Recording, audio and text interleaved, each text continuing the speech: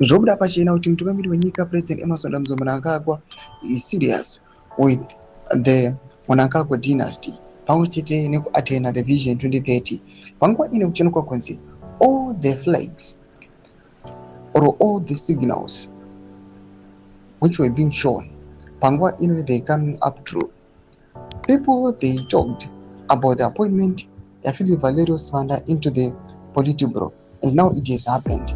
A lot was being talked about, and panguva ino zviri kuonekwa one by one it is becoming true. Sarabena mashoko buda chitoka pana pane President and 2030 panawo aiwa succession nenawo dynasty. Don't forget to subscribe or like on the bell icon. Don't forget to post these pictures of Burkona, the Mambota vehicles, and PF vacancy, the Mnangagwa dynasty, or some pictures of Mtukambirunyika, if it is success with Cap 3. He intends to turn Zimbabwe into a kingdom this September. All opposition parties will be banned under new laws, alongside a massive restructuring of the army and police.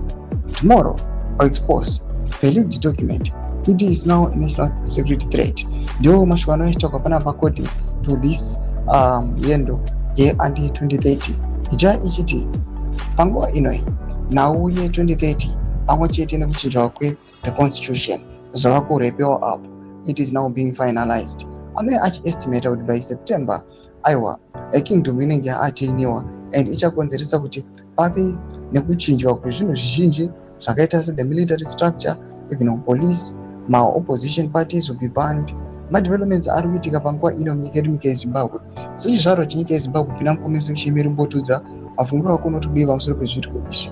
Usaona subscribe or like, watching on the bell icon.